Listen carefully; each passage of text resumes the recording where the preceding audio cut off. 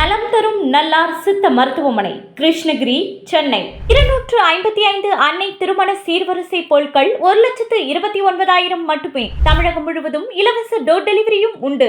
உங்கள் Annai stores and furniture, Guduvanchery, Kallakurichi மற்றும் திருவண்ணாமலை.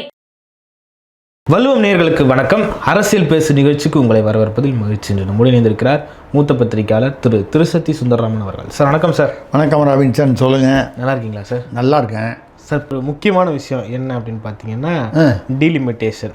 திமுக அதுக்கு எதிராக பெரிய போராட்டங்களை முன்னெடுத்துட்டு வராங்க. குறிப்பாக சொல்லணும்னா முதல்வர் ஸ்டாலின் அவர்கள் நேற்று கருப்பு சட்டை போட்டு டீலிமிட்டேஷன் மசோதாவை எரிச்சு காட்டினார். மசோதாவே நேற்று மத்தியானம் 2 மணிக்கு தான் தாக்கல் பண்ணாங்க. காலையில் அவர் அவர்கிட்ட மசோதா நகல் வந்திருக்க வாய்ப்பு இல்லை. அதனால் அது ஏதோ வெள்ளை பேப்பர் ஏதோ எரிச்சிருக்காரு. அது பற்றி ஒன்றும் இல்லை. நிறையா ஒரு கொயர் A4 பேப்பர் வாங்கி அவர் எவ்வளோ நாளும் எரிக்கலாம். அதெல்லாம் ஒன்றும் பிரச்சனை இல்லை. அது ஒரு பக்கம் இருக்க. பெரியார் மாதிரி பண்ணிட்டார் சார். பெரியார் மாதிரி பண்ணிட்டார் சார். பெரியார் மாதிரி பண்ணிட்டாரா? அரசியலமைப்பு சட்டத்தை எரிச்சா மாதிரி பண்ணிட்டார் சார். அதுதான் சொன்னீங்களா? நீங்கள் பெரியார் மாதிரி பண்ணிட்டாருன்னு எனக்கு உள்ள பகீர்னுச்சுங்க. நீங்கள் என்ன, நமக்கு ஒன்றும் தெரியாத செய்தி, நம்ம இவ்வளோ தூரம் ஃபாலோ பண்ணிக்கிட்டு இருக்கோம். பெரியார் மாதிரி பண்ணிட்டாருங்க, பெரியார் மாதிரி பண்ணி, தயவு பண்ணி கொஞ்சம் தெளிவாக சொல்லுங்கள் என்ன பண்ணிட்டாருன்னு. இந்த விஷயத்தில் சொல்கிறீங்க நீங்கள். ரைட்டு, ஓகே, புரிஞ்சிடுச்சு எனக்கு. இல்லை, எதுக்காக சொல்கிறேன்னா, அவர் மறுவரையறையில் நான் கேட்குறேன் கேள்விகளை. நீங்கள் திருவிளையாடல் படம் பார்த்தீங்களா? தர்மி கேள்வியிலே நீங்கள் கேட்கிறீர்களா, நான் கேட்கட்டுமா அப்படிங்கிற மாதிரி நீங்கள் கேட்குறீங்களா, நான் கேட்கவா? மறுவரையில் நான் கேட்குறேன். அது என்ன, எப்போவுமே நீங்கள் கேள்வி கேட்குறது, நான் கேட்குறேன் உங்களை. தமிழ்நாட்டில் மொத்தம் எத்தனை பாராளுமன்ற தொகுதி? 39 சார். 39. உங்களுக்கு தெரியுமா? 1957 இது 41 இருந்தது. அப்போ மதராஸ் மாகாணமாக இருந்தது. டெரிட்டோரியல் அட்ஜஸ்ட்மெண்ட்ஸ், டெரிட்டோரியல்னால் அந்த அவங்களுடைய அந்த பூகோள பகுதியில் சில மாற்றங்கள். அதாவது இங்கேருந்து கண்ணகி கோயில் இருக்குது, அது பேர் தேவிகுளம், பீர்மேடெல்லாம் கேரளாவுக்கு போச்சு. அதுக்கப்புறம் இன்னும் சிலது ஆந்திராவுக்கு போச்சு. சில இடங்கள் இதுக்கு போச்சு. திருப்பதி ஒரு காலத்தில் மதராஸ் மாகாணத்தில் இருந்தது, அது போச்சு. இந்த மாதிரிலாம் வந்தது இல்லையா? இது வரும்போது 41 இருந்தது, 39 ஆச்சு. நான் கூட வேறு ஒரு நிகழ்வில் 1971 தவறாக ஒரு இதில் சொல்லிட்டேன், தப்பாக சொல்லிட்டேன். அது 57, 1957. 57 எதிர்கட்சியாக இருந்தது எந்த கட்சிங்க? திமுக சார். திமுக. போராட்டம் எதாவது பண்ணாங்களா? கேள்விப்பட்டிருக்கீங்களா? அப்போ வளர்ந்து வர கட்சியாக இருந்திருப்பாங்க. வளர்ந்து வர கட்சியா? 49 தான் கட்சி ஆரம்பிச்சிட்டிங்களே, 8 வருஷம் ஆச்சு இல்லை? 8 வருஷமாக வளரவே இல்லையா? சும்மா ஒரு போராட்டம். இந்த கச்சத்தீவுக்காக சும்மா விளையாட்டுக்கு சார் பண்ணியிருக்காங்கன்னு நினைக்கிறேன் சார். அதனால தான் முதல்வர் சொல்கிறாரு, பழைய திமுகவை பார்ப்பீங்க. எது இந்த விஷயத்தில்? பழைய திமுகனா அவர் எதை சொல்கிறாருன்னு தெரியல. பழைய திமுகனா நிறைய விஷயங்கள் இருக்குது. அதெல்லாம் நம்ம பேச ஆரம்பித்தோம்னா அது ரொம்ப சிக்கலாக போயிடும். பழைய திமுகவை பார்ப்பீங்கன்னா அப்பெல்லாம் மிரட்டாரு. அந்த பழைய திமுகவை எம்ஜிஆர் 13 வருஷம் வெளியிலேயே விடாமையே இருந்தார். அடையாளமே தெரியாமல் அமுக்கி வச்சுருந்தார புரட்சி தலைவர் எம்ஜிஆர். அது என்ன பழைய திமுக? ஜெயலலிதா அம்மா அடக்கி வச்சுருந்தாங்களா இல்லையா?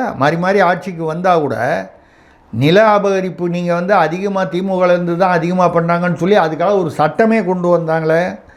நீங்கள் பழைய திமுகன்னா எங்களுக்கு தெரியும். நீங்கள் அண்ணாமலை பல்கலைக்கழகத்துலேருந்து கிருஷ்ணன்லேருந்து ஆலடி அருணாலேருந்து சாதிக் பாட்சாலேருந்து பழைய திமுகனா எங்களுக்கு திமுகவுடைய வரலாறு தெரியும்.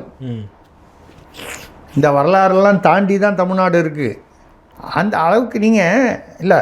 அந்த மறுவரையறையில் நான் கேட்குற கேள்வி 39. அன்றைக்கி நீங்கள் சரி, ஏதோ ஒரு சூழ்நிலையில் அன்றைக்கி நீங்கள் குறைச்சதை நீங்கள் போராட்டம் பண்ணலை, அதை விட்டுருங்க. இப்போ என்ன அவங்க பண்ணுறாங்க? உத்தரப்பிரதேசத்தில், தமிழ்நாட்டில் என்ன மக்கள் தொகை தெரியுமா ராபின்சன் உங்களுக்கு? சுமாராக சொல்லு. ஒரு 7.5 கோடி இருக்கலாம் சார். 7.7 அல்லது 7.8ன்னு சொல்கிறாங்க. 8 கோடி கிட்ட வச்சுங்க. உத்தரப்பிரதேசத்தில் எவ்வளோ மக்கள் தொகை தெரியுமா உங்களுக்கு? அதிகமாக இருப்போம், 20-25 கோடி இருப்பாங்க. 24.8 கோடி, 25 கோடி. நம்மை போல் 3 மடங்கு அவர்களுக்கு மக்கள் தொகை அதிகம். ஆமாம், உத்தரப்பிரதேசம். அவங்களுக்கு இன்றைக்கி எவ்வளவு மக்கள் பாராளுமன்ற தொகுதி? 80. நமக்கு எவ்வளோ 39. ம். அவர்களுடைய மக்கள் தொகையில் 1/3 பகுதி தான் நம்மளுது. 1/3 பகுதிக்கும் கம்மியாக வருது. 1/3 பகுதினே வச்சுப்போம். இல்லை அவர்கள் 3 மடங்கு அதிகமாக இருக்கிறார்கள். நீங்கள் 39னா இன்றைக்கி அவங்களுக்கு இந்த மறுவரையறை இல்லாமலேயே அவங்களுக்கு 120 கொடுக்கணுமா இல்லையா? மக்கள் தொகை பிரகாரம் கொடுப்பதாக இருந்தால் முதல்வர் என்ன சொல்கிறாரு? மக்கள் தொகை பிரகாரம் கொடுப்பதை நாங்கள் ஒத்துக்கொள்ள மாட்டோம்னு பேசியிருக்காரு. ஆமாம். பாராளுமன்றத்தில் கூட மோடி அவர்களே இதை கோட் பண்ணி பேசியிருக்காரு. ஆராசா பேசி தேஜஸ்வி சூர்யா அதுக்கு பதில் கொடுத்துருக்காரு. இதெல்லாம் நடந்திருக்கு. மக்கள் தொகை பிரகாரம் கொடுத்துருந்தால் ஆல்ரெடி அவங்களுக்கு 120 கொடுத்துருக்கணும்.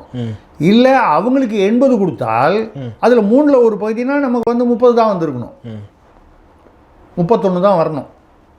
39 வந்திருக்க முடியாது. ஓகே, சரி, இன்னொரு உதாரணம் கொடுக்குறேன். மத்திய பிரதேசம் 8.7 கோடி மக்கள் தொகை. தமிழ்நாடு 7.7ன்னு வச்சுங்க ஒரு உதாரணமாக. அது 1 கோடி அதிகம். தமிழ்நாட்டில் பாராளுமன்றம் 39 தொகுதி. இப்போது மறுவரையறை பற்றி பேசலை நம்ம.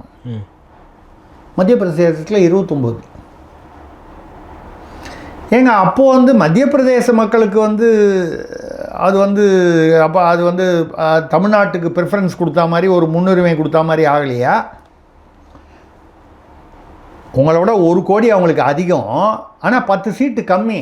நீங்கள் என்ன சொல்கிறீங்க? அவர் வட மாநிலங்களுக்கு தான் தமிழ்நாட்டை வஞ்சிக்கிறார். யார் தமிழ்நாட்டை வஞ்சிக்கிறார்? தமிழர்களை வஞ்சிப்பது யார்? அப்துல் கலாமை 2வது முறை ஜனாதிபதி ஆகாமல் தடுத்தது யார்? திமுக தலைமை. மூப்பனார் அவர்கள் பிரதமராகும் ஒரு வாய்ப்பு கிடைத்த போது மூப்பனாரை பிரதமராக விடாமல் தடுத்தது யார்? தமிழரை. திமுக தலைமை. அவ்வளோ தூரம் போவேனாங்க. இப்போது துணை ஜனாதிபதியாக இருக்கக்கூடிய சிபி ராதாகிருஷ்ணன் என்னார் இல்லையா, அவரை எதிர்த்து இண்டி கூட்டணியில் சுதர்ஷன் ரெட்டின்னா திராவிடர். தென்னகத்தை சார்ந்தவர் சார். திராவிடர், அதான் சொன்னேன்னு.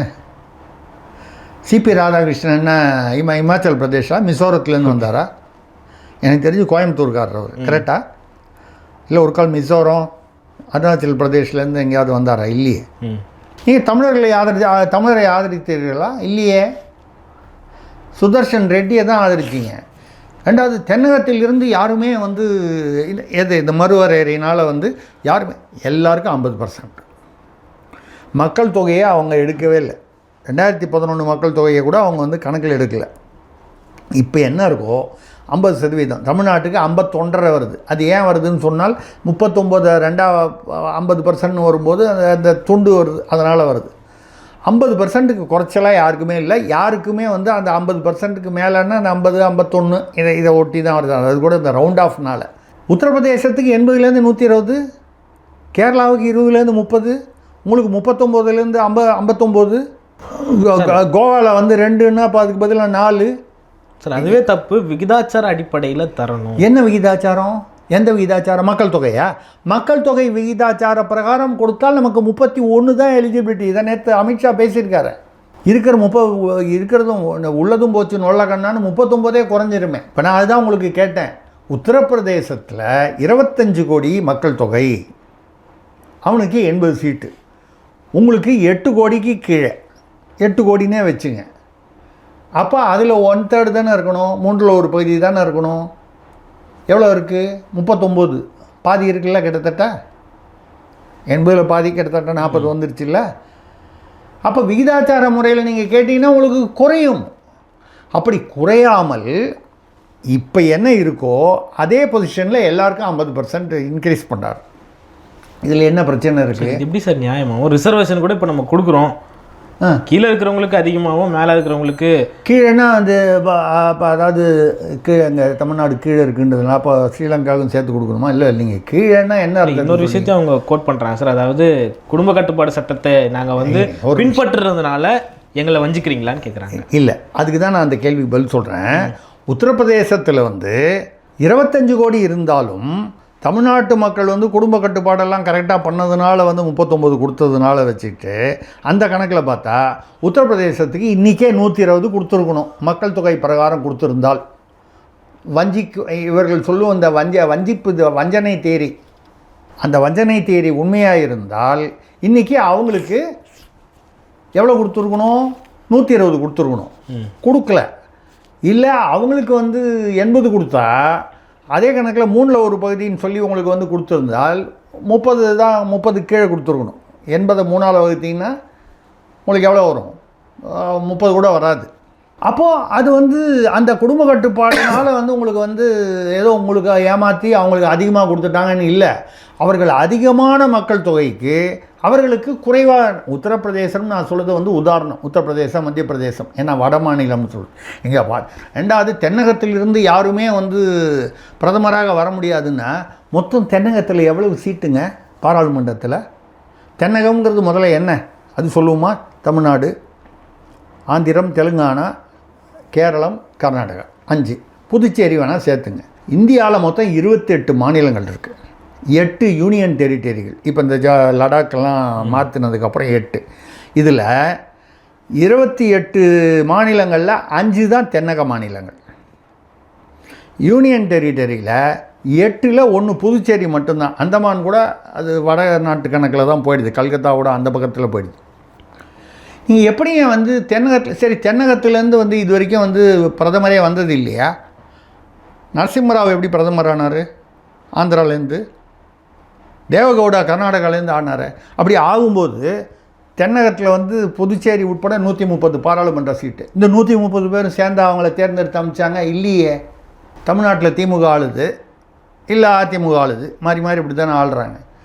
கேரளாவில் பார்த்திங்கன்னா சிபிஎம் இல்லை காங்கிரஸ் ஆளுது, கர்நாடகாவில் பாஜக அல்லது காங்கிரஸ் ஆளுது, தெலுங்கானாவில் முன்னால் பிஆர்எஸ் இப்போ காங்கிரஸ் ஆளுது, ஆந்திராவில் சமயத்தில் காங்கிரஸ் இப்போ சந்திரபாபு நாயுடு தெலுங்கு தேசம். இவங்க எல்லாரும் 5 வந்து ஒரே கட்சி ஆளுறாங்களா இல்லை 5 பேரும் சேர்ந்து வந்து 543ல் இன்னைக்கு வரையறை வராத போதே 129 புதுச்சேரி சேர்த்து 130 இடங்கள் தான். 130 சீட்டை வச்சுக்கிட்டு நீங்கள் யாரையும் வந்து நீங்கள் வந்து பிரதமர் ஆக்க முடியாது. ஏன்னு கேட்டால் நீங்கள் வட மாநிலம்னு சொல்கிறது எல்லாமே வட மாநிலம் இல்லை. நமக்கு வந்து இந்த பக்கம் கும்மிடிப்புடி தாண்டினாலே வட மாநிலம் நம்ம சொல்லிடுவோம். இந்த பக்கம் இருக்கக்கூடிய பஞ்சாபும் குஜராத்தும் வந்து மேற்கில் இருக்குது, அந்த பக்கம் கிழக்கு, அதை தாண்டி வடகிழக்கு. ஆனால் நம்ம எல்லாமே பொதுவாக என்ன சொல்கிறோம்? இந்த தென்னகத்தை தவிர பாக்கி எல்லாமே வட மாநிலங்கள்னு சொல்கிறோம்.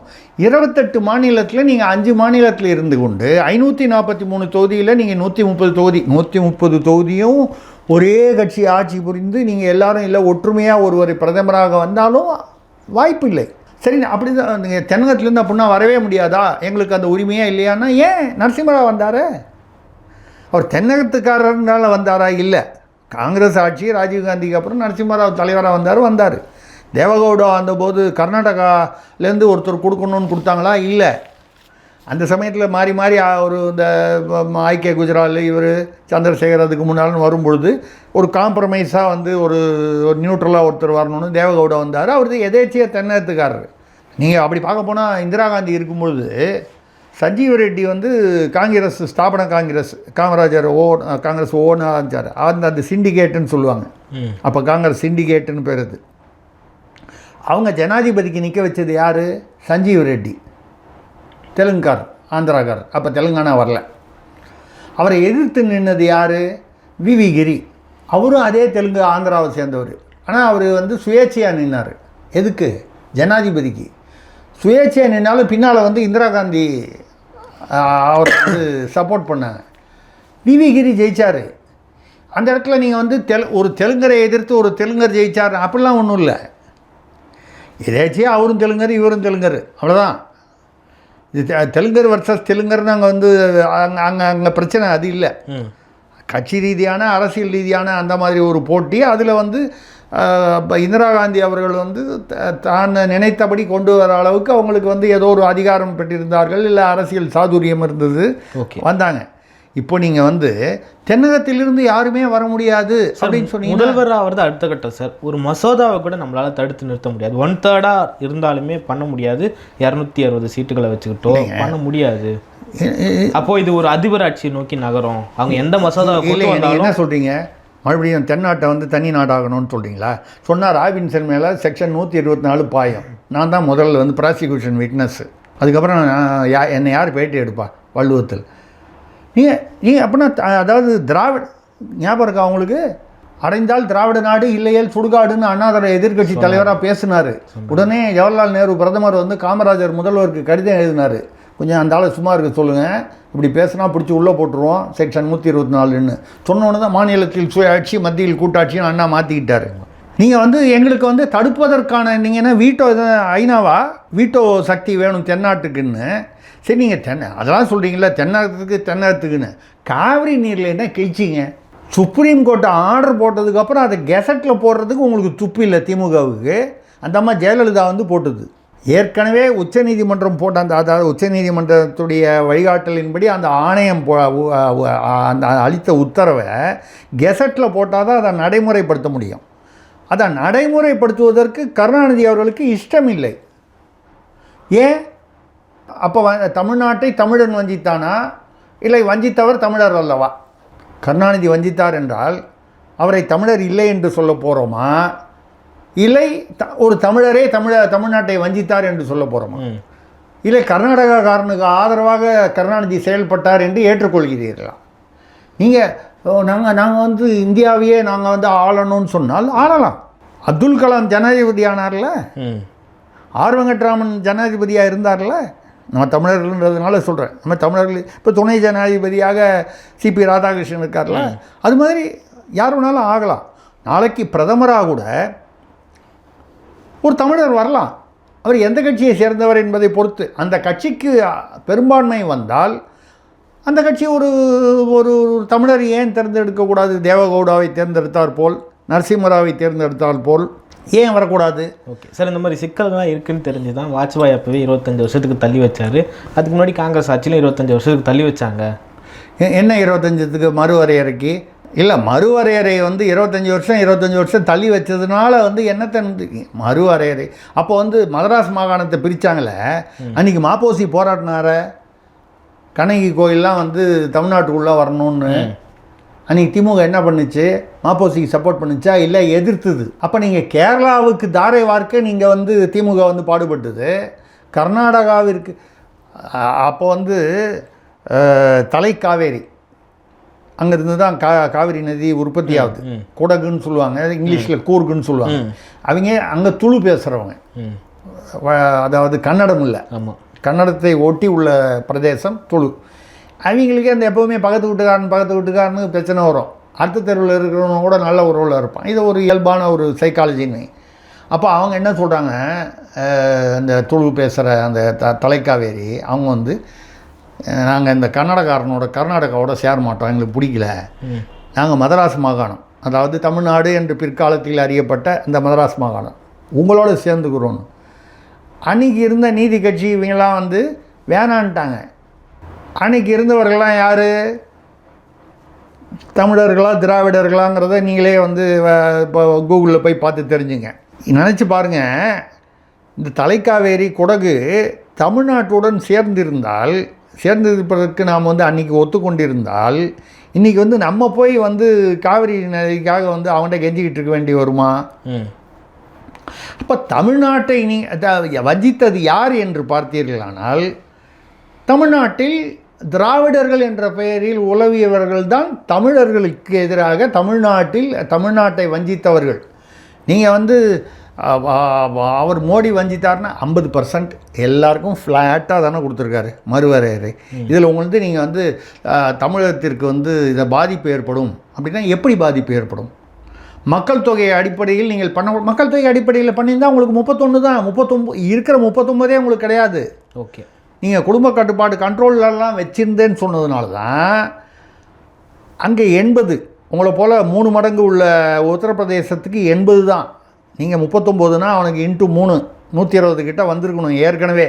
இப்போ அதை வந்து 50%னா அவனுக்கு வந்து 180 ஆகிருக்கணும், வரல. நீங்கள் இல்லை வந்து நாங்கள் தென்னகம் என்றைக்கு தான் நாங்கள் மெஜாரிட்டி வருதுன்னா தனி நாடாக இருந்தால் தான் மெஜாரிட்டி வர முடியும்.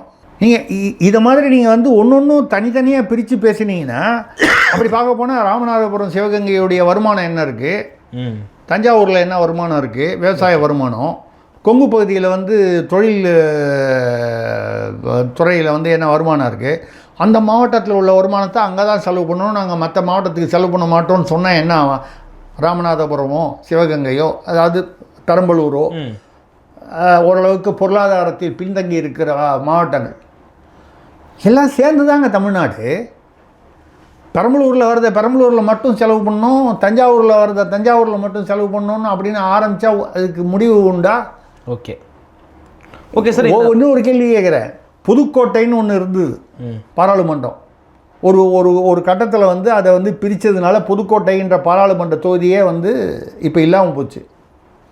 இத்தனை வருஷமாக நீங்கள் வந்து நடுவில் வந்து 2 தடவை யூபிஏவோட காங்கிரஸோட ஆட்சியில் இருந்தீங்க. திமுக வாயை திறந்து கேட்டு புதுக்கோட்டை அந்த ஒரு தொகுதி வாங்கியிருக்கலாமா? புதுக்கோட்டை மக்கள் அவர்களை சுற்றி 4 எம்பி வேறு வேறு இடத்துல வராங்க. அறந்தாங்கி அங்கே அவங்களை சுற்றி உள்ள மாவட்டங்கள்லாம். புதுக்கோட்டை நம்ம வந்து புதுசாக கேட்கல. ஏற்கனவே புதுக்கோட்டை என்கிற ஒரு பாராளுமன்ற தொகுதி இருந்தது. அது வந்து எடுக்கப்பட்டு விட்டது. அது வேறு எங்கேயோ மாற்றப்பட்டு விட்டது. அதை இது வரைக்கும் கேட்டிருக்கீங்களா? அப்போ நீங்கள் பேசுகிறதெல்லாம் வந்து சும்மா பேச்சுக்க. 33% பெண்களுக்கு. சார் அதுதான் சார் முக்கியமான கேள்வி என்னென்னா, இதை எதிர்க்கிறவங்க கூட இந்த பெண்களுக்கு கொடுக்குற அந்த 33% ஆதரிக்கிறாங்க. திமுக, தவேக, காங்கிரஸ் எல்லாமே ஆதரிக்கிறாங்க சார். ஆதரிச்சு தாங்க ஆகணும், ஆதரிச்சு தான் ஆகணும். ஆனால் இதை ஒன்றா சேர்த்ததுனால எதிர்ப்பு தெரிவிக்க வேண்டிய அவசியம் வந்து இல்லை. கரெக்டு. நான் என்ன சொல்கிறேன், 33% வந்து பெண்களுக்கு ஆதரிக்கிறீங்க இல்லை, ரைட்டு. முதல்ல அந்த 33% எப்போ வந்து யார் பாஸ் பண்ணா? திமுக 10 வருஷம் யூபிஏவோட சேர்ந்து கூட்டணி ஆட்சியில் இருந்தது. மன்மோகன் சிங் அந்த பீரியடில் வந்ததா? இல்லை. எந்த பீரியடில் வந்தது? இல்லை, இப்போ தான் கொண்டு வராங்க மசோதா. இல்லை உங்களுக்கு தெரியல. 2023 மோடி அரசு தான் கொண்டு வந்தது. திமுக வந்து கூட்டணி அரசில் மத்தியில் இருக்கும்போது கொண்டு வரல. 33% கொண்டு வந்தது வந்து பிஜேபி ஆட்சியில் 2023 செப்டம்பர் மாதம் கொண்டு வந்தாங்க. செப்டம்பர் மாதம் 27ஆம் தேதின்னு நினைக்கிறேன். மார்ச் மாதமே தேர்தல் அறிவிப்பு வந்துடுச்சு. 2024 பாராளுமன்றம். அப்பொழுது திமுக உட்பட எதிர்க்கட்சிகள் என்ன கேட்டாங்கன்னா, உடனடியாக 2024 தேர்தலில் இதை வந்து நடைமுறைப்படுத்துங்கள். அப்போ தேர்தல் ஆணையம் என்ன சொல்லிச்சு, செப்டம்பரில் இது வந்து இதுக்கான அந்த ஆர்டர் பாஸ் பண்ணி வந்து அடுத்த ஒரு 4 மாதத்துக்குள்ளே 4-5 மாதத்துக்குள்ளே இதை நடைமுறைப்படுத்த முடியாது. ஏன்னு கேட்டால், இப்போ தமிழ்நாட்டுக்கு வந்து உதாரணமாக இப்போ வந்து 39ங்கிறது 59 ஆகுதா இல்லையா? இப்போ இத்தனை நேரம் மசோதா ஓட்டுக்கு போயிருக்கோம். அந்த ஓட்டுக்கு பின்னால் உள்ள அரசியலும் பேசுவோம் நம்ம. அதில் நீங்கள் வந்து வருதுன்னு வச்சுக்கிட்டா கூட உங்களுக்கு வந்து அந்த அதை நடைமுறைப்படுத்தும் போது இன்னென்ன இப்போ நம்ம ரிசர்வ் தொகுதிகள்னு வச்சுருக்கோம் இல்லையா, எஸ்சி எஸ்டிக்காக, பட்டியல் சமூகத்திற்காக, பழங்குடியினருக்காக. அந்த மாதிரி உங்களுடைய மொத்தம் 60 தொகுதிகள்னு வச்சுக்கோங்க ஒரு உதாரணமாக. 39ங்கிறது 59ஆவது. இந்த 59 தொகுதிகளில் 1/3 33%னா கிட்டத்தட்ட 20 தொகுதிகள். 20 தொகுதிகள் எது எது அப்படின்னு மார்க் பண்ணணும். எப்படி வந்து எஸ்சி எஸ்டிக்கு மார்க் பண்ணுறோமோ அது மாதிரி பெண்களுக்கான தொகுதின்னு இதை வந்து நாடு முழுக்க செய்யணும். எல்லா மாநிலம், எல்லா யூனியன் டெரிட்டரி. அந்த 4 மாதத்தில் அது வந்து வாய்ப்பில்லை என்பதால் பின்னால் பண்ணிக்கலான்னு சொல்லிட்டாங்க. இப்போ அப்போ வந்து உடனடியாக செய்யணும்னு எதிர்க்கட்சிகள் திமுக உட்பட, திமுக காங்கிரஸ் உட்பட. ஏன் திமுக காங்கிரஸ்னு குறிப்பிட்டு சொல்கிறேன்னா, அவங்க தான் மத்தியில் ஆட்சியில் இருந்தாங்கன்றதுனால. அதே மாதிரி சமாஜ்வாதி கட்சி மற்றவங்களாவும் சொன்னாங்க. இப்போ அதானே கொண்டு வராங்க. 24லேயே கொண்டு வரலன்னு வருத்தப்பட்டீங்க. 26ல் கொண்டு வந்தால் ஏன் வந்து 33%? 33% பெண்கள் இது வந்து நாங்கள் ஆதரிக்கிறோம் அப்படின்னு சொன்னால் நீங்கள் அதை வந்து நீங்கள் ஆதரிங்க, கொண்டு வாங்க. நான் என்ன சொல்கிறேன், இப்போ சீமான் வந்து நாம் தமிழர் கட்சியில் 50% வந்து பெண்களுக்கு, 50% ஆண்களுக்குன்னு கொண்டு வந்தார். அது ஒன்றும் சட்டத்தினாலே ஒன்றும் கொண்டு வரல, கொண்டு வர வேண்டிய கட்டாயம் இல்லை, அவராக கொண்டு வந்தார்ல. திமுகவில் இது வரைக்கும் என்ன கொண்டு வந்திருக்காங்க? எத்தனை பெண்கள் இருக்கு அமைச்சரவையில்? எத்தனை பெண்கள்? பாஜகவில் கூட இல்லைன்னு நினைக்கிறேன் சார். நான் சொல்கிறது வந்து திமுகன்றது, திமுக இதை விமர்சனம் செய்வதால் அவர்களை சொல்கிறேன். பாஜகலையும் நான் வந்து ஏதோ அவங்க பெண்களை அதிகமாக வந்து கொண்டு வந்துட்டாங்க அப்படின்னு நான் சொல்லலை. எந்த கட்சியில் 33% கொண்டு வந்திருக்கிறார்கள். இப்பொழுது பாராளுமன்ற உறுப்பினர்களில் 14% தான் பெண்கள் இருக்கிறார்கள் இன்றைய நிலவரப்படி. 33%ங்கிறது எங்கே இருக்குது, 14ங்கிறது எங்கே இருக்குது? பாதி கூட இல்லை. 33% வந்து என்ன ஒரு கால் முதல்வர் வேறு மாதிரி கவலைப்படுறாரோ நம்ம தெரியல. ஏன்னா ஏற்கனவே கனிமொழி அவர்கள் மாநில அரசியலுக்கு வரணுன்றாங்க. அது ஒரு பிரச்சனை ஒன்று, அதை நம்ம ஏதோ தடுத்துட்டோம் வராமல். போன மாதம் பார்த்திங்கன்னா அவங்க மூக்க அழகிரியுடைய மகள் கயல்விழி வந்து அவங்க வந்து என்ன சொன்னாங்க, எங்கள் குடும்பம் வந்து ஒதுக்கப்பட்டு விட்டதுன்னு ஒரு 20 நாள் 3 நாள் ஒரு யூடியூப்பில் பேசியிருந்தாங்க. நேற்று மறுபடியும் பேசியிருக்காங்க. எங்கள் சித்தப்பானா முதல்வர் ஐயா ஸ்டாலினை சொல்கிறாங்க. பொருளாதார ரீதியிலும் சரி அரசியல் ரீதியிலும் சரி எங்களை ஏமாற்றி விட்டார். பேசியிருக்கிறது யார்? மூக்க அழகிரியுடைய மகள். ஏன்னா மகன் வந்து அவர் கொஞ்சம் உடல்நிலை சரியில்லாமல் அதனோட உள்ள பிரச்சனையாக இருந்து அவர் வியாபாரத்தையும் கவனிக்க முடியாத ஒரு உடல் நிலையில் வந்து சிக்கல், அதற்கு சில பழக்கங்கள் காரணமாகன்னு சொல்கிறாங்க. அது என்ன காரணமோ ஆக மொத்தம் அவர் அரசியலில் வருவதாக அவரும் வந்து இதே மாதிரி ரெட் ஜாயிண்ட் மாதிரி Cloud9 ஒன்று வச்சுருந்தார். அதெல்லாம் இப்போ மூடிட்டாங்க. இப்போ இனிமேல் அவர் அரசியலில் வருவதற்கான வாய்ப்புகள் மிக குறைவு. இப்போ கயல்விழி இப்போ அரசியலுக்கு வரப்போகிறாங்க போல் தெரியுது. ஏன்னா இல்லைன்னா இந்த மாதிரி ஒரு மாதத்துக்குள்ளே அதுவும் தேர்தலை ஒட்டி 2 ஸ்டேட்மெண்ட்டு, எங்கள் சித்தப்பா வந்து எங்களை ஏமாற்றி விட்டார் பொருளாதார ரீதியிலும் அரசியல் ரீதியிலும் சொல்கிறாங்க. இது 2வது ஸ்டேட்மெண்ட்டு ஒரு மாதத்துக்குள்ளே.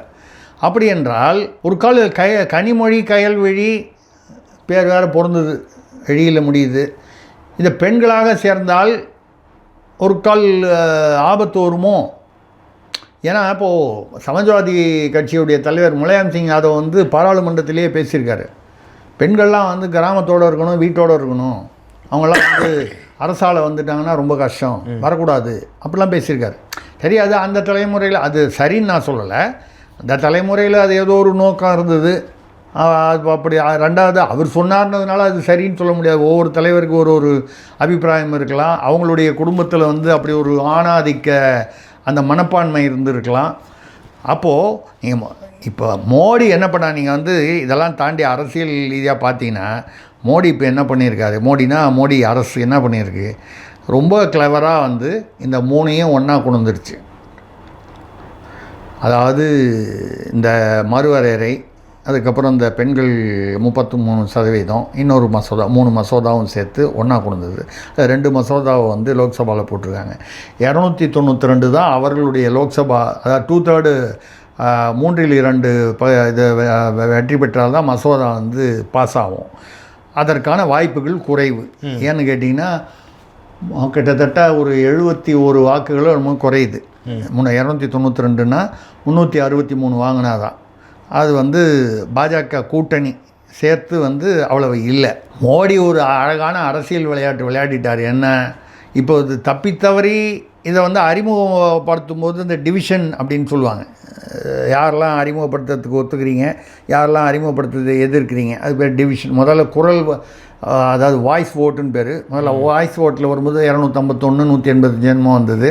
அப்புறம் எதிர்கட்சியிலேருந்து காங்கிரஸ்லேருந்து வாய்ஸ் ஓட்டு கிடையாது, டிவிஷன் இல்லைன்னா பதிவாகும். அது வாய்ஸ் ஓட்டுன்றது சும்மா அப்படியே அவர் ஸ்பீக்கர் கணக்கு பண்ணுறது. அப்போ அந்த டிவிஷனில் கணக்கு பண்ணும்போது 303 வந்தது ஆதரவாக. அதுக்கப்புறம் இது வந்து வரும்போது, ஆனால் 303 பத்தாது, 360 சொச்சம் வரணும். இது வரலன்னா இந்த மசோதா இப்பொழுது வெற்றி பெறாது. தப்பித்தவறி இதுக்காக இந்த பெண்கள் இதுக்காக வந்து இங்கே இந்த மசோதாவுக்கு ஆதரவு தெரிவித்தால் அதுவும் அரசியல் ரீதியாக பாஜக அரசுக்கு வெற்றி. நான் வந்து பாஜக அரசு வந்து அது செய்வது இப்படி தான் முறை இல்லையான்னு சொல்லலை. அவர்களுடைய அரசியல் ஸ்ட்ராட்டஜி இப்படி இருக்குன்றதை நான் புரிஞ்சுக்கிறேன். அப்படி வந்து போட்டால் அது ஒரு விதமான வெற்றி. சப்போஸ் அது அந்த தேவைப்பட்ட வாக்குகள் இல்லை, மசோதா வந்து லோக்சபாவில் நிறைவேறலைன்னா ராஜ்யசபாவுக்கு போகவே முடியாது. இங்கே பாஸ் ஆகி ராஜ்யசபாலையும் பாஸ் ஆகி ஜனாதிபதிக்கு போய் கையெழுத்தாகணும் சட்டமாவதற்கு. ஆகலைன்னு வைங்க, மோடி என்ன பண்ண போகிறாரு? மோடி தலைமையிலான பாஜக பாருங்கள், பெண்கள் 33% வந்து வரதை வந்து இந்த எதிர்கட்சிகள்லாம் விரும்பவே இல்லை, இவங்கெல்லாம் அப்படி தான் பேசுகிறாங்க, ஆனால் பெண்களுக்கு எதிராக செயல்படுறாங்க இப்படின்னு அவர் ஏன் சொல்கிறாரு? 2027 7 மாநிலம் ஒரு யூனியன் டெரிட்டரி சட்டமன்ற தேர்தல் வருது. அதுலேயும் வந்து உத்தரப்பிரதேசம், குஜராத் போன்ற பெரிய மாநிலங்கள் மட்டும் இல்லாமல் இமாச்சல பிரதேஷ், அப்புறம் இன்னும் ஏதோ ஒரு மாநிலம் எதிர்கட்சிகள் ஆளும் மாநிலம் வருது. அதாவது ஏதோ சொல்லுவாங்க, இங்கிலீஷில் சொல்லுவாங்க, வேறு இதுலையோடு சொல்லியிருக்கேன். Have you stopped beating your wife? மொத்தம் பொண்டாட்டியை வந்து அடித்தான்னு சொல்லிட்டு குற்றச்சாட்டு கோர்ட்டில். அந்த எதிர்கட்சி எதிர்ப்பு தரப்பு வழக்கறிஞர் கேட்குறாரு, இவரை மாட்டி விடுறதுக்காக குற்றஞ்சாட்டப்பட்டவரை, உங்கள் மனைவியை துன்புறுத்துவதை நீங்கள் நிறுத்திவிட்டீர்களா? ஆமாம் அப்படின்னு சொன்னால் என்ன அர்த்தம்? இதுவரை நான் துன்புறுத்தினேன்னு ஒத்துக்கிட்ட மாதிரி அர்த்தம். இல்லை அப்படின்னு பதில் சொன்னார்னா இன்னும் நான் தொடர்ந்து கொண்டிருக்கிறேன்னு அர்த்தம். ஸோ ஆமான்னு சொன்னாலும் பிரச்சனை, இல்லைன்னு சொன்னாலும் பிரச்சனை. இதை மாதிரி ஒரு சிக்கலான சூழ்நிலையில் எதிர்க்கட்சிகளை கொண்டு வந்து மோடி அரசு அல்லது பாஜக அரசு நிறுத்தி இருக்கிறது அரசியல் ரீதியாக. இது சரியா தவறா என்று நான் சொல்லவில்லை. இப்படிப்பட்ட ஒரு சிக்கலான நிலைமையில் கொண்டு விட்டுட்டாங்க. அந்த பாஜக விரித்த வலையில் அதிகமாக வந்து ஆழமாக சிக்கி இருப்பது திமுக தான். இருக்கிறதுலையே வந்து கருப்பு கொடி, கருப்பு சட்டை போட்டுட்டு வரேன்னு சொல்லி வந்தது மட்டும் இல்லாமல் அவர் வேறு கிண்டலாக சொல்லிட்டார் மோடி, திஷ்டி பொட்டு மாதிரி கருப்பு பொட்டு வச்சுருக்காங்க, கருப்பு புள்ளி வச்சுருக்காங்க, அதை பற்றி கவலை இல்லைன்னு. ஆக இந்த மசோதா வந்து வெற்றி பெறுமா என்றால் என்னுடைய கணக்கில் வெற்றி பெறுவதற்கான வாய்ப்பில்லை. ஆனால் பெண்களுக்கு எதிராக இந்த கட்சிகள் செயல்படுகின்றன என்ற ஒரு பிம்பத்தை பாஜக அரசியல் ரீதியாக கொண்டு வந்திருக்கிறது. அது தார்மீக ரீதியில் சரியா இல்லையான்னு அரசியல்னு வந்தாச்சுன்னா டிஆர் பாலு சொல்லியிருக்காருல, வெக்கமான ரோஷம் சுடு சொரணை எதுவுமே கிடையாதுன்னு. அந்த மாதிரி இது வந்து இப்போ கூட டிஆர் பாலுன்னு சொன்னோன்னா ஞாபகம் வருது. அவர் 10 கப்பல் இருக்காமன்னா இல்லை 2 தான் இருக்குது. அதுவும் வந்து கடனில் வாங்கினேன். யார்கிட்ட வாங்கினேன்னா ஒரு கம்பெனியில் வாங்கினேன். அதில் என் பையன் தான் ஓனர்னு எனக்கு தெரியவே தெரியாதுன்னாரு. இப்போ அதே மாதிரி லேட்டஸ்ட்டு ஒரு ஜோக்கு உங்களுக்கு, நம்ம முதல்வர் அவர்கள் வந்து கையில் 10,000 ரூபாய் கேஷ் இருக்குது, அக்கௌண்ட்டில் 40,000 ரூபா பணம் இருக்குதுன்னு இந்த வேட்புமனுவில் கொடுத்துருக்காரு. அவர் கையில் அந்த சொல்லிவிட்டு அந்த வேட்புமனு ஃபைல் பண்ணும்போது அந்த வாட்ச் கட்டியிருக்காரு, அது வந்து 12,499 ரூபான்னு யாரோருத்தன் வந்து இந்த கடையில் விசாரித்து போட்டிருக்கான். இவர் 10,000 ரூபா கேஷ் வச்சுட்டு இவர் எப்படி 12,000 ரூபாய்க்கு வாட்ச் வாங்கினார்? அதோட முக்கியம், அவர் சொந்தமாக அவர் காரே இல்லைன்னு போட்டாங்க. டிஃபெண்டர் கார் 5.5 கோடி வாங்கினா அது யார் பேரில் இருக்குன்னா இன்பநிதி பேரில் இருக்குது. அப்போ இன்பநிதி உழைத்து சம்பாதிச்சாருங்கிறத நம்ம கரெக்டாக புரிஞ்சுக்கிட்டோம். அது மாதிரி இப்போ என்னென்னா இந்த இந்த இந்த இந்த மறுவரையறையில் வந்து என்னை பொறுத்தவரை மறுவரையறை 50% மக்கள் தொகைக்கு எந்த தொடர்பும் இல்லாமல் இப்போ என்ன சீட்டு இருக்கோ 50% அதிகம்னா நியாயம்தான். அதில் ஒன்றும் தமிழ்நாடு வஞ்சிக்கப்படுவது என்பது சொல்வது 1% கூட உண்மை இல்லை. ஓகே, அந்த கணக்கு பார்த்தா நமக்கு இப்போது ஏற்கனவே குறையணும், குறைக்கவும் இல்லை, கூடத்தான் வர்றாங்க. ரெண்டாவது, உத்தரப்பிரதேசத்துக்கு 75%, மத்திய பிரதேசத்துக்கு 65%, தமிழ்நாட்டுக்கு 50%ன்னு சொல்லலை. ஃப்ளாட்டாக எல்லாருக்கும் 50% சொல்லிட்டாங்க. மக்கள் தொகை சென்சஸ் எடுத்து 27 மார்ச்சுக்குள்ளே கொண்டு வரணும்னு நீங்கள் ஏன் கொண்டு வரலன்னு கேட்டால், எந்த காலத்துலேயும் சென்சஸ் வந்து சொன்ன தேதிக்கு முடிஞ்சதாக சரித்திரமே கிடையாது. அதாவது சுதந்திரம் பெற்ற காலத்திலேருந்து ஒரு சென்சஸ் எடுக்கணுன்னா முதல்ல சொல்லுவாங்க இந்த தேதியில் வரும் அப்படிம்பாங்க. அதுக்கப்புறம் 6 மாதம் 1 வருஷம் தள்ளி தான் வரும். ஸோ இதனால் இந்த மறுவரையறை விஷயம் இப்படி தான் ஓடிக்கிட்டு இருக்கு. சார், அதில் ஒரு கேள்வி மட்டும் என்னென்னா, ஒருவேளை அந்த மசோதா பாஸ் பண்ணப்பட்டு, அந்த பில் பாஸ் பண்ணப்பட்டு நடந்தால் இங்கே எப்படி நீங்கள் முதல்வர் ஸ்டாலின் அவர்களுக்கு பிரச்சனை இருக்குன்னு சொல்கிறீங்களோ, அதே போல் காங்கிரஸில் ராகுல் காந்தி அவர்களுக்கும் இந்த 33% இடஒதுக்கீட்டில் பிரியங்காவால் ஏதாவது பிரச்சனை இருக்குமான்ற ஒரு கேள்வி இருக்குது. கூட இன்னொரு கேள்வி என்னென்னா, இங்கே இப்போது சமீபத்தில் திமுகவினுடைய வேட்பாளர்கள் அறிமுகத்தில் வந்து பார்க்குறப்போ பல முன்னாள் அமைச்சர்களுடைய மகனை இங்கே நிறுத்தியிருந்தாங்க. அது வந்து மகளை அப்படின்ற மாதிரி மாறதுக்கான வாய்ப்பு இருக்குமா சார்? ஆமாம், இப்போ நம்ம வந்து கவுன்சிலர்லாம் வந்து உள்ளாட்சி தேர்தலில் 33% முன்னாலேயே வந்துடுச்சு. இப்போ இது வந்து பாராளுமன்றத்துக்கு இப்போ தான் அது 2023 பில்லு பாஸ் ஆகிடுச்சு. நடைமுறைப்படுத்தல் அதுதான் இப்போ பேசிகிட்டு இருக்காங்க. ரைட்டு, இந்த அரசியல் விட்டுட்டு பார்த்தீங்கன்னா உள்ளாட்சி தேர்தலில் வந்தபோது என்ன பண்ணாங்க, எங்கெல்லாம் பெண்கள் வந்து மேயரோ இல்லை வந்து கவுன்சிலராக வந்தால் கவுன்சிலர்லேருந்து அவங்க மேயரை தேர்ந்தெடுக்கிறாங்க.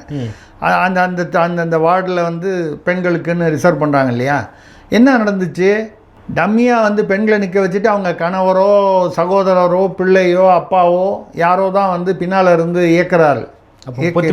கொண்டு வந்தாலும் இந்த ஒரு இருக்குது, இந்த பிரச்சனை இருக்குது. ஏன்னு கேட்டால் இது ஆணாதிக்க சமூகம். நம்ம வந்து அதாவது உண்மையை ஒத்துக்கொள்ள தான் வேண்டும். இதில் யார் மேலே தப்பு, அது நீங்களா நானா யாராங்கிறத விட ஆணாதிக்க சமூகம்.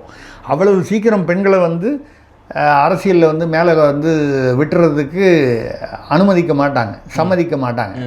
அது என்ன, முதல்ல இந்த ஆரம்பம் வரணும். இப்போ வந்து பெண்கள் வந்து பேருக்கு டம்மியாக இருக்காங்க, பின்னால் ஆண்கள் இயக்குறாங்க.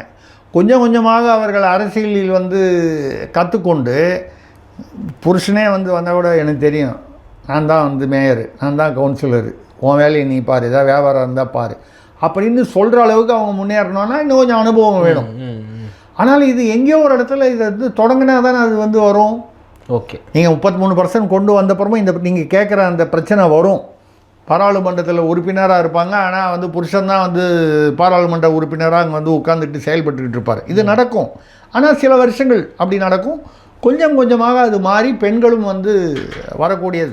ஏங்க ஒரு காலத்தில் 25 வருஷத்துக்கு முன்னால் அவங்க வீட்டில் 2 பேர் சம்பாதிக்கிறாங்க, அந்த பொம்பளையும் எங்கேயோ ஆஃபீஸில் வேலைக்கு போகுது, இதுங்கிறது ஒரு 30 வருஷத்துக்கு முன்னால் அதிசயமான விஷயம். ஆமாம். இன்றைக்கி வந்து இது ரொம்ப சாதாரணமான விஷயம். இது வந்து ஒரே நாளில் நடந்ததா? என்னங்க அந்த ஆள் கொஞ்சம் கூட ஒரு இதுவே இல்லாத பொண்டாட்டி வேலைக்கு அனுப்பிச்சிருக்காங்க, பேசியிருக்காங்க. என் தலைமுறையில் நான் கேட்டிருக்கேன். நாங்களாம் பள்ளி கல்லூரி போகும்போது பெண்கள் வேலைக்கு போனால் நாங்கள் அந்த வீட்டில் அந்த ஆள் பொண்டாட்டி வேலைக்கு அனுப்பிச்சிக்கிட்டு சம்பாதிச்சிட்டு 2 பேர் சம்பாதிச்சிட்டு இருக்காங்க, ஏதோ ஒரு பெரிய ஒரு மாபெரும் குற்றம் மாதிரி. ஆனால் இன்றைக்கி 2 பேர் போனால் தான் வந்து குடும்பம் நடக்குங்கிற நிலைமை வந்துடுச்சு. அந்த மாதிரி ஒரு இது ஒரு ஒரு கால பரிணாமத்தில் வரக்கூடியது. இதுதான் நடக்குது. இந்த என்னை பொறுத்தவரை இந்த மறுவரையறை வந்து உண்மையாக நேர்மையாக சொல்ல வேண்டுமானால் இந்த சமயத்தில் எடுத்துகிட்டு வந்ததுக்கு பதிலாக மோடி அரசு இன்னும் கொஞ்சம் தள்ளி எடுத்துகிட்டு வந்திருக்கலான்றது என்னுடைய தனிப்பட்ட கருத்து. இது இந்த சமயத்தில் கொண்டு வரதை விட ஒரு 6 மாதம் பொறுத்து. தேர்தல் நேரத்தில் திமுக அது ரொம்ப சாதகமாயிடுச்சு சார். இல்லைங்க, இந்த 4 நாளில் ஒன்றும் பெருசாக மாறிடாதுங்க. இப்போ வரக்கூடிய தகவல்களை வச்சு பார்த்தீங்கன்னா திமுக மறுபடியும் ஆட்சிக்கு வருவது மிக கடினம் என்கிற அளவுக்கு தான் வந்து மக்களுடைய அதிருப்தி அலையும் வெறுப்பு அலையும் இருக்கிறது. அதிமுக வந்து சுமார் 105லிருந்து 125 130 சீட்டு வரைக்கும் தனியாகவும் 150 சீட்டு வந்து கூட்டணியுடனும் வந்து அவர்கள் பெறுவார்கள் என்பது சமீபத்திய கணிப்பு. அதில் வந்து திமுக வந்து 30 இடங்களில் வந்து திமுக வேட்பாளர்கள் அமைச்சர்கள் உட்பட விரட்டி அடிக்கப்பட்டிருக்கிறார்கள். 5 வருஷமாக ஆளையாக காணும், அதை பண்ணுறேன் நீங்கள் பண்ணல, பட்டா வாங்கி கொடுக்குறேன் நீங்கள் பண்ணல. ஆனால் அதெல்லாம் தாண்டி சவால் விடுற அளவுக்கு அமைச்சர்கள் இருக்காங்க. உதாரணம் சொன்னால் நம்ம துரைமுருகன் அவர்கள் கூட சவால் விட்டுருக்காரு. ஏதாவது ஒரு அலிகேஷன் சொல்லுங்கள் பார்க்கலாம். இல்லை என் பேரில் ₹1 நான் வந்து வாங்கினேன்னு சொன்னால் கூட, ஊழல் பண்ணேன்னு நிரூபித்தா கூட நான் நெருப்பில் குதிக்கிறேங்கிறாரு. இப்போ நம்ம யாரை கூப்பிடணும்? குடியாத்தம் குமரனை தான் கூப்பிடணும். துரைமுருகன் வந்து மணல் கடத்தல் மூலமாக 60,000 கோடி சம்பாதித்தார் என்று வெளிப்படையாக அறிக்கை கொடுத்தவர் யார்? துரைமுருகனிடம் உதவியாளராக இருந்த நிர்வாகியாக இருந்த குடியாத்தம் குமரன். நெருப்பில் குதிக்கிறான்றார் அவர். அது மட்டும் இல்லாமல் நான் எந்த சாதிக்கும் பயப்படல என்னமோ ஒரு வார்த்தை சொல்லியிருக்காரு. எந்த சாதி என்ன நினச்சாலும் தோற்கடிக்க முடியாது, எந்த சாதி என்ன நினச்சாலும் என்னை தோற்கடிக்க முடியாதுன்னு சொல்கிறார்.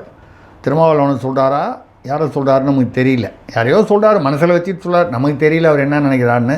இந்த சமயத்தில் நமக்கு வந்து தேவையில்லாமல் வந்து அந்த செய்தி வந்து பகத்து செய்தி வந்து நம்மளை தொந்தரவு பண்ணுது. டெல்லியில் முதலமைச்சராக இருக்கிற ரேகா சர்மா வந்து ஸ்டாலின் வந்து நெருப்புடன் விளையாடுகிறார், அதாவது மத்திய அரசுடன் இந்த மறுவரையறை விஷயத்தில். இந்த சமயத்தில் போய் துரைமுருகன் வந்து நான் நெருப்பில் குதிக்கிறேங்கிறார். அவர் 60 வருஷமாக திமுகவில் இருக்கார். அவர் திமுகவை புரிஞ்சிக்காமல் பேசுகிறாரு. டப்புன்னு கொளுத்தி கிழ்த்தி விட்டுட்டு அவர் தீ குளிச்சிட்டாருன்னு சொல்லிடுவாங்க. இருக்கவே இருக்கார் பின்னாடி கதிரவன் சொல்கிறேன் சார். கதிரவனா? யார், நம்ம கிட்னியா? சரி, துரைமுருகனோட பையனை சொல்லுங்கள் சார். ஓ, அவர் கதிர் ஆனந்த் சொல்கிறீங்களா? சரி இல்லை, கதிர் ஆனந்த். அதுக்காக அவரை நெருப்பில் தூக்கி போட்டுற முடியுமா துரைமுருகனை?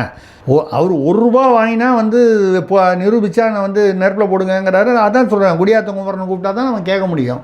60,000 கோடின்னு சொன்னவர் ஒரு ₹1 அவர் நெருப்பில் குதிக்கிறேன்றாரு. அதுக்கப்புறம் வழக்கம் போல் இதுதான் என்னோடய கடைசி தேர்தல் அதெல்லாம் வழக்கமாக சொல்லிட்டாரு. இந்த தேர்தல் வந்தால் இந்த மாதிரி டயலாக்லாம் வரும். சாதனை வேறு பண்ணிகிட்ருக்காரு சார். கருணாநிதி ஈக்குவலாக வந்து எம்எல்ஏவாக இருந்திருக்காரு. யார்?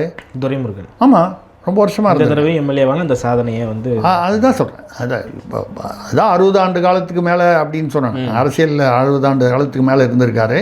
அந்த 60 ஆண்டு காலத்தில் ஒரு ரூபா கூட வாங்கினது இல்லைன்னு சொல்கிறாரு பாருங்க. அதுதான் எல்லாருமே காமெடி பண்ணுறதுன்னு ஆரம்பிச்சிட்டாங்க. இப்போ விஜய் வந்து ஒரு அறிக்கை கொடுத்துருக்காரு பார்த்தீங்களா, தேர்தல் அறிக்கை. அதில் பார்த்தீங்கன்னா வந்து அது என்ன 25 லட்சம் இது இன்சூரன்ஸு எல்லாருக்கும், ஒரு குடும்பத்துக்கும். அப்புறம் வந்து அது பட்டதாரிகளுக்கு வந்து வேலை இல்லைன்னா 4000 ரூபா, டிப்ளமாவாக இருந்தால் 2000 ரூபா. அப்புறம் 5 லட்சம் சோலார் எனர்ஜி பிளான்ட்டு போடுவேன். ஆர்டிஃபிஷியல் இன்டெலிஜென்ஸுக்காக, அதாவது செயற்கை நுண்ணறிவுக்காக தனியாக ஒரு நகரம் அமைப்போம். அதை தவிர ஒரு அமைச்சகம் அமைப்போம். முதல்ல அவருடைய தொண்டர்களுக்கு, அவருடைய ரசிகர்கள், தொண்டர்கள் இவர்களுக்கு வந்து நேச்சுரல் இன்டெலிஜென்ஸ், இயற்கையாக இருக்கக்கூடியது, அதை முதல்ல கற்றுக் கொடுத்து வழி பண்ணுங்கய்யா. அப்புறம் இந்த ஆர்டிஃபிஷியல் செயற்கை நுண்ணறிவுலாம் அப்புறம், முதல்ல இயற்கையை கவனிங்க, அப்புறம் செயற்கைக்கு போகலாம் அப்படிங்கிறது என்னுடைய தாழ்மையான அபிப்பிராயம். ஆமாம், இதுக்கெலாம் பணம் ஏற்கனவே 10 லட்சம் கோடி கடன். இவர் சொல்கிறதெல்லாம் பார்த்தா வந்து இன்னொரு 20-25 லட்சம்னா வழக்கம் போல் வந்து மத்திய அரசு கொடுக்கலன்னு சொல்லிட்டு போகிறது. அதுதான் ஏற்கனவே திமுக சொல்லிட்டு இருக்காங்களே, அதுக்கு எதுக்கு எங்களுக்கு இன்னொரு ஆள்? அந்த வசனம் தான் அவங்க பேசிக்கிட்டு இருக்காங்களே, அந்த வசனத்தை நீங்களும் அதான் பேச போகிறீங்கன்னா எதுக்கு இது? அதுக்கப்புறம் வந்து இப்போ அதனால தான் பார்த்தீங்கன்னா இன்னொரு ஜோக் வேறு அடிச்சிருக்காரு, என்ன எப்பொழுது வேண்டாலும் யார் வேணாலும் எளிதாக வந்து சந்திக்கலாம் சார். அது வந்து பெரம்பூருக்கு மட்டும் பிரத்யேகமான வாக்குறுதி சார், ஏன்னா ஸ்பெஷலாக நான் என்னோட தொகுதின்றதுனால அப்படின்றாரு சார். ஏங்க வாரத்துக்கு ஒரு நாள் தான் வெளியே வருவீங்க, மாதத்துக்கு ஒரு தடவை வருவாரா சார் பெரம்பூருக்கு? அது சரிங்க, நான் சொல்கிறது பொதுவாக வாரத்துக்கு ஒரு நாள் தான் வெளியில் வருவீங்க. ஒரு நாள் வந்தால் அவர் உடல் சோர்வடையுது, அவருடைய நிர்வாகி சொன்னது தான், நான் சொல்லலை. அவர் உடல் சோர்வடையுது, வெயிலில் வந்து அவருக்கு பழக்கம் இல்லை. இப்போ நீங்கள் நானும் வெயிலில் பழக்கப்பட்டோம். அவர் வந்து எங்கேயோ டார்ஜிலிங்லேருந்தோ காஷ்மீர்லேருந்தோ பிறந்து இங்கே வந்திருக்கார் தமிழ்நாட்டுக்கு. இவருக்கு வெயில் பழக்கம் இல்லை. சினிமாவில் நடிக்கும்போது அந்த லைட்டில் தான் இப்போ நம்ம கூட பேசிக்கிட்டு இருக்கோம், லைட்டு. நான் கூட ஒரு காலத்தில் வந்து தூர்தர்ஷனில் ஒரு மிக பிரபலமான ஒரு வந்து ஹீரோனா, அந்த லைட்டு அதோடைய பாதிப்பு ஏதோ ஒரு வகையில் கண்டினியூஸாக அந்த ஹீட்டில் லைட்டில் இருந்தீங்கன்னா பாதிப்பு எங்கேயோ ஒரு இடத்துல தெரிய தான் தெரியும் உடலில். இது வந்து பொதுவாக அந்த மாதிரி ஒரு அந்த நடிப்பு துறையிலையோ இல்லை அடிக்கடி வெளிச்சத்தில் இருக்கக்கூடியவங்களுக்கும் அது அவர் வெயில் வந்து அவருக்கு வந்து பழக்கம் இல்லையா. ஏங்க தமிழ்நாட்டில் முதல்ல விஜய் இப்போ கட்சி ஆரம்பித்ததுக்கு அப்புறம் தான் வெயில் அடிக்குதா? அதுக்கெல்லாம் முன்னால் தமிழ்நாடு சிம்லா மாதிரி குழுன்னு இருந்துச்சாங்க. என்ன பேசுகிறார் அவர்?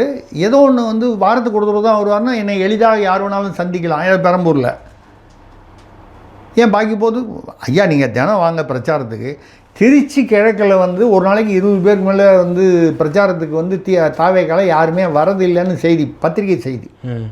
உங்களுடைய நிர்வாகிகள் நீங்கள் போக வேணாம், டெய்லி அங்கே போய் திருச்சி கிழக்கில் இருக்கணும்னு நம்ம சொல்லலை, எதிர்பார்க்க முடியாது. ஒரு தலைவருங்கிற முறையில் அவர் நிற்கிறாரு, ஒரு நாள் போய் பிரச்சாரம் பண்ணிட்டு வந்துட்டார். மற்ற நாள்லாம் வந்து அடுத்த லெவலில் ஒரு நிர்வாகிகள் 2வது 3வது லெவலில். நீங்கள் இந்த நேச்சுரல் இன்டெலிஜென்ஸே வரலையே, நம்ம ஆர்டிஃபிஷியல் இன்டெலிஜென்ஸ் எல்லாம் வந்து நம்ம என்ன பண்ண போகிறோன்றது நமக்கு தெரியல. அவர் ஏதோ நினச்சிக்கிட்டு சொல்கிறாரு, நம்ம வந்து அதுக்கு மேலே நம்ம என்ன சொல்கிறது? ஓகே சார், பல்வேறு கருத்துக்களை பகிர்ந்து கொண்டீங்க. மற்றும் ஒரு காலம் சந்திப்போம். நன்றி சார். நன்றி, வணக்கம்.